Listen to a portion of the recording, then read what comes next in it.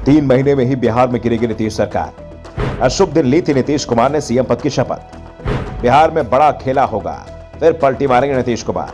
बिहार में ज्यादा दिन नहीं चलेगी नीतीश कुमार की सरकार। नीतीश कुमार मारने वाले हैं पलटी, लेकिन क्या पलटी मार के नाम से बिहार के मशहूर हो चुके नीतीश की बच जाएगी कुर्सी? नीतीश पलटे तो भी नहीं रह पाएंगे सीएम। बिहार में बुरी तरह से फंस चुके हैं नीतीश कुमार। महागठबंधन के साथ उनकी सरकार को 6 महीने में ही 2 झटके लग चुके हैं और तीसरा झटका लेने की तैयारी हो चुकी है।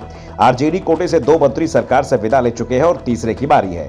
माना जा रहा है कि शिक्षा मंत्री चंद्रशेखर की विदाई कभी भी हो सकती है, क्योंकि जेडीयू ने इसे लेकर आरजेडी पर दबाव बढ़ा दिया है। तेजस्वी यादव के सामने बड़ी विकट स्थिति खड़ी हो चुकी है। अगर वो नीतीश कुमार की मांग को मान लेते हैं और शिक्षा मंत्री का इस्तीफा मांग लेते हैं तो फिर नीतीश कुमार के सामने वो कमजोर साबित हो जाएंगे।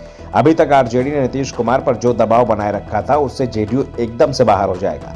वैसे भी नीतीश कुमार 2025 तक के लिए सीएम की कुर्सी अपने लिए सुरक्षित मान चुके हैं, जबकि आरजेडी की ओर से इस पर दावेदारी की जा रही है। इस बीच डॉक्टर चंद्रशेखर के बयान ने आरजेडी को बैकफुट पर धकेल दिया है और अब महागठबंधन को लेकर राष्ट्रीय लोक जनशक्ति पार्टी के अध्यक्ष पशुपति पारस ने बड़ा दावा किया है। पारस ने कहा कि बिहार में महागठबंधन की सरकार की उल्टी गिनती शुरू हो चुकी है। ये सरकार अब 3 महीने भी नहीं चल पाएगी। किसी भी दिन महागठबंधन टूटकर बिखर जाएगा। पारस ने कहा कि महागठबंधन सरकार का शपथ ग्रहण ही गलत समय में हुआ है। सरकार का गठन शुभ दिन देकर नहीं हुआ। जिस दिन सरकार बनी उसके दूसरे तीसरे दिन कानून मंत्री पर गंभीर आरोप लगे और अंततः उन्हें अपने पद से इस्तीफा देना पड़ा। कुछ दिन के बाद कृषि मंत्री सुधाकर सिंह का मामला सामने आया। उन्हें अपने विभाग में हर ओर चोरी चोर दिखने लगे। उन्होंने नीतीश कुमार के खिलाफ ही मोर्चा खोल दिया, जिसका नतीजा हुआ कि उन्हें भी मंत्री पद छोड़ना पड़ा। अब नया मामला शिक्षा मंत्री का सामने आ गया है। पशुपति पारस ने कहा कि सामान्य तौर पर जिस व्यक्ति को ज्ञान होता है उसे शिक्षा मंत्री बनाया जाता है, लेकिन बिहार के शिक्षा मंत्री को कोई ज्ञान ही नहीं है। उन्हें रामायण और महाभारत का कोई ज्ञान नहीं है। उन्होंने रामचरितमानस को लेकर जो आपत्तिजनक बयान दिया वो उन्हें नहीं बोलना चाहिए था। ऐसे शिक्षा मंत्री को 1 मिनट भी पद पर बने रहने का अधिकार नहीं है। मुख्यमंत्री को चाहिए कि वह ऐसे शिक्षा मंत्री को अपने कैबिनेट से तत्काल बर्खास्त करें। पारस ने कहा कि महागठबंधन बेमेल गठबंधन है।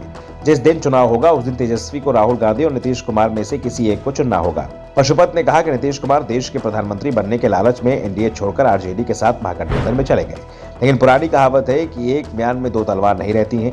एक तरफ राहुल गांधी प्रधानमंत्री पद के दावेदार हैं तो दूसरी तरफ नीतीश कुमार को उनके लोग पीएम कैंडिडेट बता रहे हैं। जिस गठबंधन में राहुल और नीतीश कुमार है उसमें तेजस्वी यादव भी शामिल हैं। सबसे बड़ा सवाल है कि आखिर इस स्थिति में तेजस्वी यादव क्या करेंगे। उन्हें एक चुनाव करना है और जब भी तेजस्वी कोई चुनाव करेंगे महागठबंधन टूट जाएगा और तेजस्वी को ये चुनाव भी जल्द ही करना है। पशुपति पारस ने तंज कसते हुए कहा कि राहुल और नीतीश उस कुर्सी के लिए लड़ रहे हैं जो उनकी है ही नहीं। 2024 में लोकसभा का जो चुनाव होना है उसमें कोई वैकेंसी नहीं है। नरेंद्र मोदी ही फिर से देश के प्रधानमंत्री होंगे और वो 2/3 बहुमत से एनडीए की सरकार बनेगी। Bureau report, the such India.